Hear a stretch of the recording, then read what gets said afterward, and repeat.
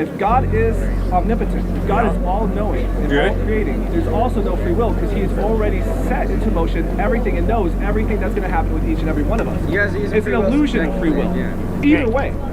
Wait a second. Biblically or... I understand. Good thinking. Good thinking. But is it not possible?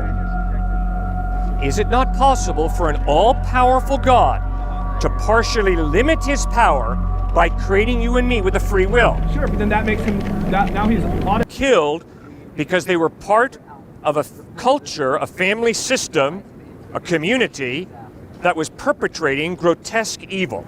Would that not be genocide then, if they were killed simply because of their culture? No. I believe that's it's because the definition of evil genocide. that they were doing. But the children were not doing any evil. Right. But the children are tied to their parents, and so when the soldiers at that time came through, they wiped out everybody. But that doesn't justify the children were not doing evil. Yeah. And That's so right. killing them simply because they are the sons and daughters of their parents that were Canaanites is the definition of genocide. It's killing someone because of one's culture. Yeah, I disagree. Moreover, if there is an omnipotent and just God, should He not be able to kill only the sinning Canaanites and spare the children? God is omnipotent, but the omnipotent God has chosen to partially limit His power by giving us a free will. And because we have a free will, God is not going to put a plexiglass or bulletproof glass between you and a guy aiming a gun at you. And the bullet's not necessarily going to be deflected. But sir, the difference here is that God told the man aiming a gun at me to aim the gun at me merely because I am a Canaanite. No, not merely because you're a Canaanite. Now let's go one more time over this, and please don't misquote me again. The only reason the Canaanites were killed is because they did evil. The only reason people go to hell is because they do evil. But that is not why God said to kill them. He said, kill the Canaanites, every man, woman, infant, and No, that's false. That is a quote from It the is Bible. very, very clear by reading Joshua and Judges that God had patiently waited for the Canaanites, the Amalekites, to repent of their evil for 430 years since the time of Abraham, when Abraham first went into that land. 430 years of evil. And finally God said, enough, I'm going to judge you. And yes, He judged a people group for the evil that they had done. And the innocent people were swept along in that judgment. But a fascinating passage that you need to read is Genesis chapter 18. Because Abraham struggled with the same issue you're struggling with and that I struggle with. Abraham is standing over the cities of Sodom and Gomorrah. Correct. Lord says, I'm going to judge them. I'm going to wipe them out. Abraham says, what if they're 50 righteous people? You're going to judge them then? Lord says, no. Abraham says, what if they're 45? You're going to wipe them out then? God says, no. Abraham says, what about 40, 30, 20, 10? And when God said, no, I'm not going to wipe them out if there are 10 righteous people there, Abraham stopped. Now, why didn't he go 9, 8, 7, 6, 5, 4, 3, 2, 1? I don't know. But obviously, Abraham was satisfied that God is a just judge. And God wiped out Sodom and Gomorrah. I would contend, sir, that a just judge would not kill the innocent, no matter the number.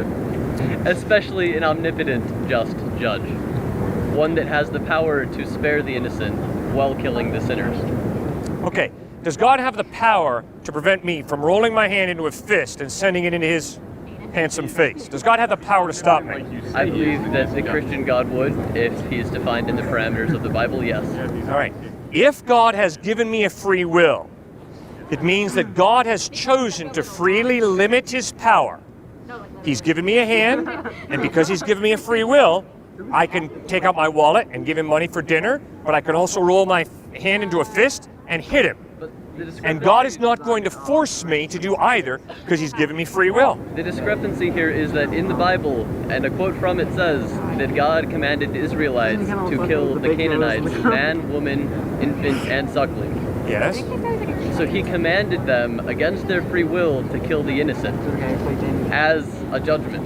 No, God chose to judge the Canaanites by using the Jews, and innocent people were swept along in that judgment. It's the same thing that happened at the time of Noah's flood. It's the same thing that happened when the Babylonians and the Assyrians swept the Jews into exile. Innocent people were caught up in that judgment. And today, sir, if God judges America, I can promise you there will be innocent people swept along in that judgment. Now, The promise of the scripture is that those innocent people don't go to hell, they go to heaven. And so those babies who died in those wars, I expect to see in heaven one day. But you see, sir, if your worldview is correct, that there is no God, then everybody who dies goes to the fertilizer pit. I never said there was no God, sir. Okay, do you believe there is a God? I do not believe in the Judeo-Christian God. Okay, which God do you believe in? I'm not quite sure. I'm not quite sure. All right, do you believe in a creator? I believe that it could fit within the parameters of science, yes. Do you believe that this creator is personal or just an it, a force? I've not yet met him personally, or her personally. Okay, well, what do you think about Jesus Christ, who says God is a personal God who actually loves you? Think he's blowing smoke, or you think he might be speaking the truth? I think he never existed. I don't think that I have enough information to form an educated opinion on Okay, have you read the Gospels of Matthew, Mark, Luke, and John? I read them through when I was quite young, yes. Okay, well, what did you think about Jesus, who you read about in the Gospels? I thought he was a good teacher, but I did not see the evidence personally to believe he was the Lord. Well, in those same Gospels that talk about Jesus being a good teacher, it also talks about him dying on a cross, being buried in a tomb of Joseph of Arimathea, a very well-known tomb. His disciples disperse in disillusionment, but 3 days after he's put in that tomb, he rises from the dead. And over a period of 40 days, he appears at different times in different places to over 500 people, Paul writes in 1 Corinthians 15, who see him risen from the dead. What do you think of that? I think that a story retold over many centuries could perhaps be polluted by its retelling. Sure. You bet. A story retold over many centuries could be totally twisted. But sir, the Gospels that we have in English today have nothing to do with the French or Spanish versions from Europe. The Gospels that we have in English today are based on over 5,200 Greek manuscripts or pieces of manuscript dated from the 2nd through the 10th century AD, all agreeing to an infinitesimal degree. So you don't have to worry about telephone game being played and the Gospels being totally perverted. Why? Because the translation, the English translation we have today, goes right back to the 2nd, 3rd, 4th century manuscripts in Greek. But sir, I believe you could find an amount equal to or greater than 500 people to say that they have seen Elvis, but that does not mean that he was resurrected. Oh, come on. You have met somebody who can, with credibility, claim that they've seen Elvis Presley risen from the dead? What credibility did the 500 people that saw Jesus They Christ? died for what they claimed to have seen, the dead Christ risen from the dead. Matthew, James, John, Peter, all stood before Roman soldiers. And the Roman soldiers said, say Caesar is Lord and live, or else maintain that your Jesus is Lord and we will kill you for it. And every single one of them said, I have seen Jesus Christ risen from the dead, and they died. Not for a belief. They died for what they claimed to have seen, the dead Christ risen from the dead. When I say the word love, you comprehend it from what you experience love to be, but we don't know what love is. You just assume that we're talking about the same thing. Yes, sir. Right, so I know love is real to myself, right? Just like how you know God is real to yourself. But I feel like your objective right now is to prove God to me. So God is let's not say God right now, but love is an interior thing that you feel and you create yourself. Huh? No. Oh yeah, subjective definition. Okay. Then sir, why did Mother Teresa work among the dying in Calcutta, India? Okay, Mother Teresa, now there's a lot of problems with Mother Teresa, but Mother Teresa, if we're just looking at her as a purely good human being, she did it to help others based on her faith. Yeah, that's a good point. Okay, do you think Mother Teresa loved dying people in Calcutta? She loved helping dying people. No, according to her own journals, she didn't. She didn't love people? Well, according to her own journals, she had a lot of questions of faith. In her own journals, she detested even being there, but she did it because that's what God wanted, in her own right. Okay, Not I would all the time. argue... I'm sure that she did love the people a lot of the time, but she had her own conflicts with her own faith. Okay, now I would argue that Mother Teresa was not motivated by a drive to preserve the genetic pool. Instead, she was motivated by love for dying people in Calcutta. So what is love? Love is not a feeling.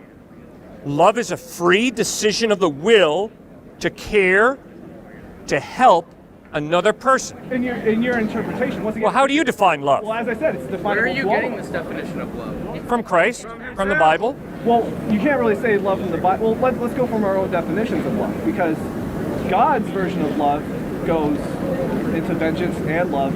The way how he loves is very different from the Old Testament to the New Testament. So let's just talk about our own definitions of love. Your version of love is what you get from the Bible, but another person's version of love can be totally subjective to themselves, because it's intangible.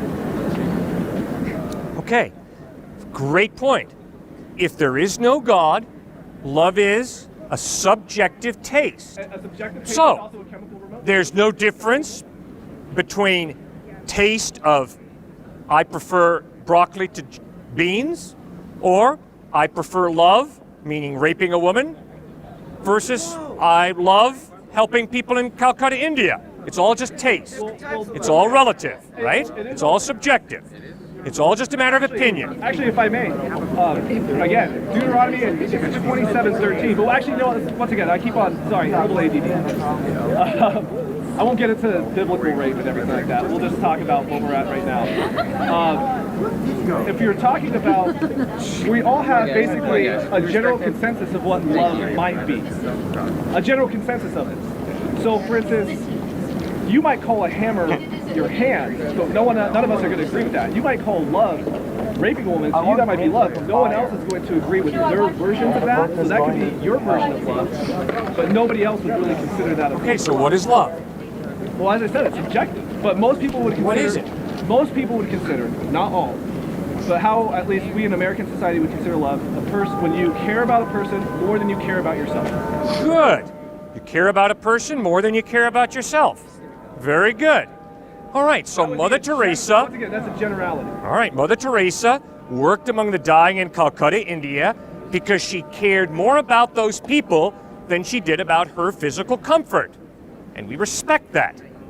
Now, if that was a free decision on the part of Mother Teresa, it means there's a real free will. We're not just machines. We're not just complex biochemical reactions. There's a me, there's a you that goes beyond the complex biochemical reaction. And secondly, it means that you and I can freely really care for the other person more than we care for ourselves. All right, friends, that means there's more to reality than matter and energy.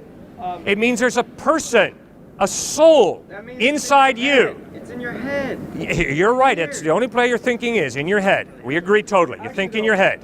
I'm right with you. Doing a paradox, biblically speaking. And I'm actually sorry to interrupt you. The only reason I say it's a paradox is because yes, if you are a determinist, if you believe in only matter and energy, as I do, there is no free will. Good. But I respect your consistency. But at the same time, biblically speaking, there's no free will either. And the reason why I say that is because if God is omnipotent, if God is all-knowing and all-creating, there's also no free will because he has already set into motion everything and knows everything that's going to happen with each and every one of us. You guys use It's free an will illusion of free will. Yeah. Either way. Wait a second. Biblically or... I understand. Good thinking. Good thinking. But is it not possible?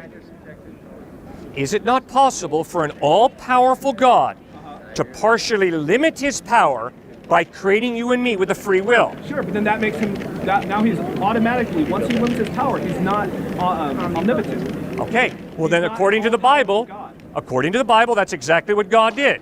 He's all-powerful, but he chose to limit his power by creating all of us with a free will. Now think about it, sir. It doesn't say that in the Bible. It talks about judgment. God judges us. Why? Not because we're machines. God judges us because of the free decisions we make. Give him a citation. No, you don't need to give a citation, but I don't remember any part, because when I was reading the Bible, I don't remember. Joshua 24:15. As for me and my house, we will serve the Lord, but choose for yourselves whom you will serve. Okay, so that implies that God is not all-powerful at that moment. He limits his power. You got to be very careful the way you define all-powerful. When I say God is all-powerful, do I mean that God can make a square circle? No.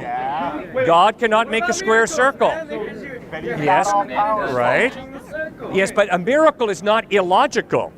A miracle is changing a natural law, but it is not setting up a contradiction. A square circle is inherently impossible. you can't have a square circle. Jesus walking on water is Jesus changing a natural law. And that's a contradiction. No, it is not. If there's a supernatural God who created the natural laws in the first place, he can change those natural laws. There's a difference between a square circle, which is a logical contradiction, versus changing a natural law and walking on water. And you guys can't see the difference, then I'm in trouble. All of my atheist friends love. All of my atheist friends care for their children. All of my atheist friends make a distinction between good and evil. My point is not, you have to believe in God in order to know love. You have to believe in God in order to know the difference between good and evil. You don't. All of my atheist friends know the difference between good and evil. All of my atheist friends love. What I'm simply saying is, if God does not exist, meaning by that, if you're an atheist, God does not exist, then you are automatically limiting reality to matter and energy, which means all that love is, all that justice is, all that compassion is, all that fairness is a chemical reaction. That's all. It's not true, it's not false, it's not better, it's not worse. It's just a chemical reaction. That's all my point is. Now, my second point is nobody can live that out consistently. And that is why Jean-Paul Sartre, the famous atheistic existentialist philosopher, at the end of his life, after being an atheist all life long, says, quote, "I do not believe that I am the product of chance, a speck of dust in the universe, but rather someone who is expected, prepared, prefigured. In short, a being whom only a creating hand could put here." Protested fellow philosopher Simone de Beauvoir, how should one explain this senile act of a turncoat? Sartre understood. My atheism, if I take it seriously, teaches me morality is relative. But guess what? Fascism is evil. It's not relatively evil, it's not subjectively evil. What Stalin, what Mussolini, what Hitler did are absolutely, objectively wrong. Which means I can no longer keep my brain intact if I'm going to be an atheist. Because if I'm an atheist, I've got to acknowledge Stalin, Hitler, Mother Teresa, Churchill, it's all relative. It doesn't matter what you do with your life. That's all I'm trying to argue. Thank you so much for pushing for that clarification. Okay, but what about the whole hell part? Like, do you believe that God is justified in sending me to hell for having faith in thin ice? Do you believe that that's a just God that you like, that you want to believe in? Okay. The only reason a human being does not find God is not because they're stupid, it's not because they have a low IQ, it's not because they were born in the wrong environment. The only reason a person does not find God is for the same reason that a criminal does not find the police. He's running away. God has left more than enough evidence for his existence. Anthropology shows us that around the world, human beings have this innate understanding God exists. So the only reason people go to hell is because they deliberately choose to live their life separate from God, not because they make a mistake. No one goes to hell because they make a mistake. People go to hell because they run away from God, and on the day of judgment, God will say to them, keep running. That's your right. It's your free will. And I'm standing here saying, stop running. Start thinking more deeply about where do I come from? Why am I here? Now that I am here, how am I going to live my life ethically? And what about the hereafter? Okay, well, I think it's wrong to send people to hell. Do you think that I'm running away from God by saying that? Sir, God is not going to send you to hell. You will send yourself to hell, or I will send myself to hell, if you and I choose to keep on running away from God. Because he respects our free will, he's not going to force us. He's not going to grab me by the scruff of the neck and say, into heaven, Cliff. No. If I want to live my life separate from God, God says, I respect your free will. What if you don't want to go to either? You just want to die when you die? What God respect that? No. Because you're not God. That's right. He's forcing you to make a choice. So he is forcing you to do something. Oh, yeah. He forced me to live. I didn't ask to be born. Yeah, I could agree with that. You didn't ask to be born. None of us asked to be born. We have the gift of life. Well, I can't grasp the part that it's okay to send a Jewish person to hell because they died before they were given a chance to accept God. Sure. Nobody's going to hell because they didn't have a chance.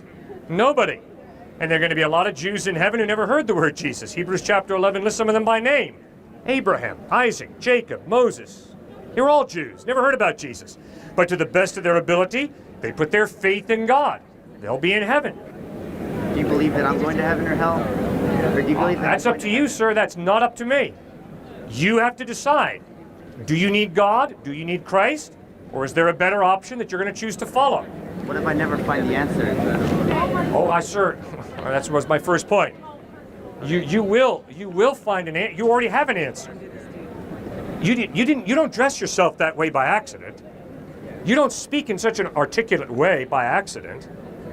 You believe in some things very strongly. So does every person here. You know, I find it hilarious to hear from an American university student. I don't know what I believe in. Baloney, sir. You're not in university by accident. You just didn't drop in here. You're a pretty focused individual. You got some real priorities. You have faith that something or someone is worth an awful lot of work and effort. Anybody who dresses like I do and says I don't have faith in anything is lying through their teeth. They're lying to themselves. You don't dress the way you and I dress by accident. Something motivates us. Well, just ask yourself, what motivates me? That's what you're living for. That's what your faith is in. Make sense? Kind of. I'm still kind of in the same position I was, but I'll let you continue. Okay, but what's unclear? Is it clear? No. Why? What's unclear? Why is it okay to send people to hell? God doesn't send people to hell. People send themselves to hell by choosing to run away from God all life long. But I'll just let you continue because I don't want to take away. Right, but God wants you to go to heaven so badly that he sent his only son, Jesus Christ, to die on a cross for you, bud. That's how badly God wants you to go to heaven. That was 2,000 years ago. Not everyone believes that. So what? So what if it was 2 days ago, or 200 years ago, or 2 million years ago? That doesn't change the fact that Christ died on a cross for your sin. He offers you forgiveness and eternal life. Now, why would you look that kind of gift horse in the face and say, no thanks, no thanks? I want to believe it, but I can't. Okay, good. Thanks for your honesty. When you say, I can't, please unpack that for me. I can't get past the fact that it's okay for some people to go to hell. It's not. Sir, it's not okay that people go to hell. That's why I'm doing something as stupid as standing out here and speaking. Because I pray that none of you are going to go to hell. That's a horrible thought. Horrible.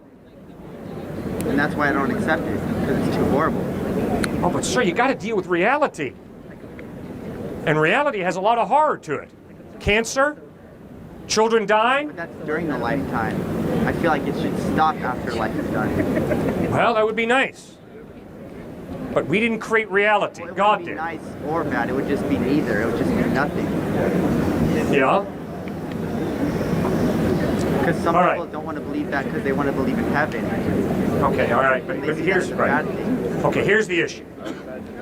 If what you say is really so desirable that there's just nothing after death, isn't that what you've been saying? Yeah. You prefer there to be nothing, right? All right, now once again, unpack that. If what you say is true, Adolf Hitler, Mother Teresa, experiencing the same thing right now. Nothing. Yeah. Okay, good. But now what does that mean about their lives? It means that their lives are done with. They have nothing now. Good, they got nothing now. But what that means is, it's not ultimately significant whether you live a life like Mother Teresa or whether you live a life like Adolf Hitler. Because the goal is the same. Nothingness. Yeah. Exactly. I don't feel like either of them. I don't think the goal is ever to die. I feel like we make up our own goals. It's not a goal Okay. to get to But now death. think carefully. If what you say is true, that Adolf Hitler and Mother Teresa are in the same place, nothing, that means that what you do with your life is ultimately meaningless. Yeah. Because you all are headed, be you Hitler or Teresa, for the fertilizer pit. Nothingness. Exactly. I disagree. Okay, now, don't take it from me. Nietzsche, Camus, Sartre pointed this out. Just read the great atheistic existentialist nihilist philosophers. You're onto something. What you're saying is, I want there to be nothing after this life. Okay, but think what that means. That means that whatever you do, rape, pillage, feed the starving, you're headed towards the same destination, nothing. Which means, ultimately, it does not matter what you do, you're headed towards nothingness. And you see, that's the despair. But it doesn't matter what I do. It's just up to me. I do good things because it makes me happy ultimately. Okay, Like and you do bad things because it makes you happy, right? Well, bad things make me unhappy as well, so that's why I don't do that. Uh-huh. Well, let's be real honest with each other, sir. There are a lot of bad things that make us real happy when we do them. But it's not true happiness. Oh, true happiness. Okay, good. So where does true happiness come from? When you're guilt-free. When you're guilt-free. Very good. Now, where does guilt come from? Within. It's your own, it's whatever you've been socialized with. Is it really? Yes. It's just purely what you've been socialized with. Yeah. It could be partly biology too, but Okay, I agree, I can't say partially. that I'm right. You could be right, and like that's the problem. Like I don't know that I'm right, and that's why I'm confused. Because I can accept that I could be wrong. Well, man, all I can say is it's an honor to talk with you, okay? Your honesty and vulnerability I find refreshing. Thank you so much. All right? Okay, but what I'm going to plead with you to do is you got to think real careful now. I understand why you find the nothingness after death to be attractive instead of a heaven and hell. But you've got to face the logical implication of at death we die and are gone. The logical implication is it doesn't matter what you do with your life. Justice does not ultimately win.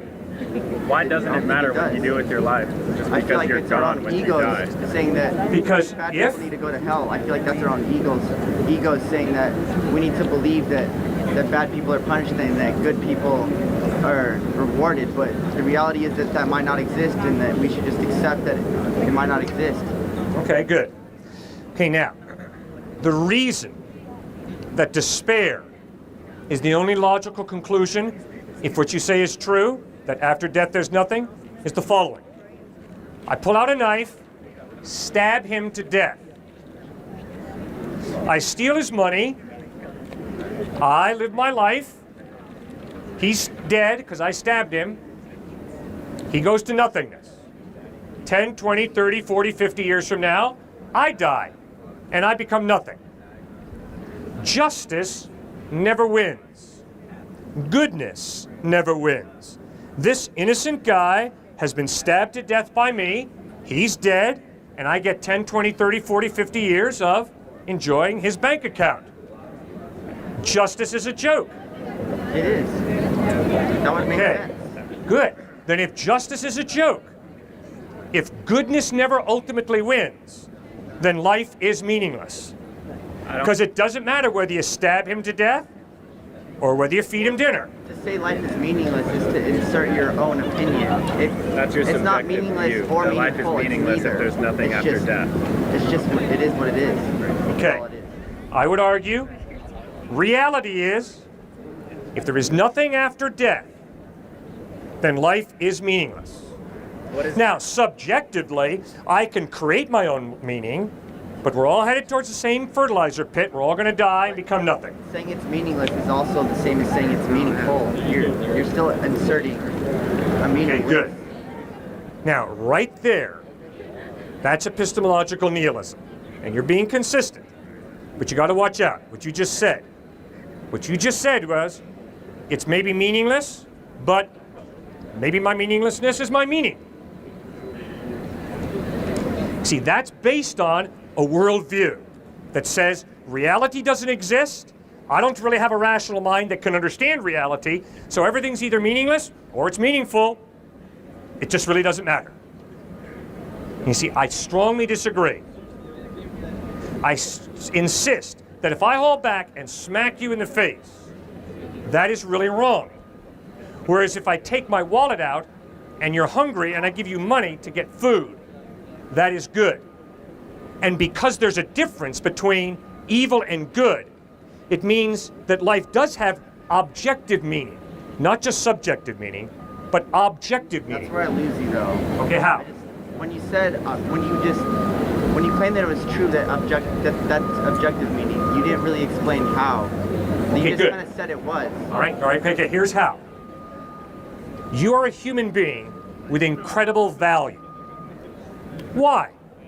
Because you're not pawn scum evolved to a higher I order. don't feel like I have incredible value. I just feel like I'm Okay, good. I'm just equal. I feel like I'm equal with everything. All right, if you're equal with the grass, then why can I cut the grass and not cut your head off? Because you're afraid of going to prison. Because you believe in your subjective values. That's why. You really believe that? You really believe that? You really think that the reason I'm not going to cut your head off is because I don't want to go to prison? No, it's because you believe in your subjective values. It's because you believe your subjective values are objective. That's why. I don't think that you don't cut my head off just because you don't want to go to prison. Correct me if I'm wrong. Am I wrong? You don't cut my head off simply because you don't want to go to prison? Is that true? Partially, yes. All right, partially. Yeah, it is. Sure. That is true. Is that the whole reason? No, No, good. Then what else is there in that reason? Why don't you want to cut my head off? because that would make me unhappy. Okay, I believe that. Same here. And I agree. That's where it stops. That's where it stops? Yeah, because if it made me happy, then I'd probably do it. Okay. But it doesn't make me happy. Okay. We were taught since we were Would you little cut that off a head of lettuce? to cut somebody's Yes. Would you head cut a off. head of lettuce? Okay, why would you cut a head of lettuce and not cut my head? Because cutting a head of lettuce would not make me unhappy. It would make me happy because it'd feed me. That's just why. What you're saying is, I'm not going to cut your head off, Cliff, because it's not going to make me happy, because I don't want to go to prison. Yeah. Okay. All right. And yet, why are you going to cut a head of lettuce? Because it makes you happy. Yeah. And because you won't go to prison. Yeah. He says that gives life no value. Okay, now, Why don't I just write please think about that tonight. I will. All right? No, I'm not Is gonna- that why you don't cut people's heads off and why you cut a head of lettuce? There's got to be more to life and the value of a human life than not wanting to go to prison. It makes me happy. When you say there's got to be, does it really have to be, or do you just want there to be? No, logically. Logically, if I'm not going to cut this guy's head off, I better have a reason that's more than I don't want to go to prison and it doesn't make me happy to cut your head off. Because you were taught since you've been growing up that it's a bad thing to cut his head off. And yet, I was in the army and Well, I we were can taught agree with you that that it's neither all of us right. can prove that we're right. No, the United States Army did not teach you can go around and cut everybody's head off. Where it's it's viewed negatively to cut somebody's But head off for no okay, reason. now you see like how I think. That's why we don't you do think it. That a God exists that would allow me to send myself to hell because I think this way. If he gave you a free will and he respects your free will, absolutely yes. I can't accept that because that just. Well, then you've never been a parent.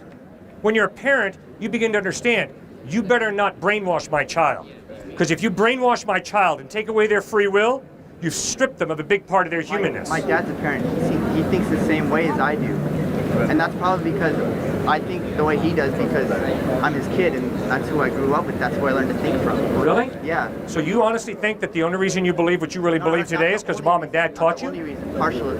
All right, they influenced us. It definitely sets you on the track. Really? How many folks are there here at the University of Arizona who grew up going to church? It doesn't. Now they think God is a joke. And you don't have to believe what mom and dad tell you. You don't have to believe what your culture tells you. You got a free will. How come you can't see God as this entire universe and its inner workings as a system rather than a person living in another realm? I cannot believe that matter and energy on its own brings about life. Because in all of my observation, life comes from life.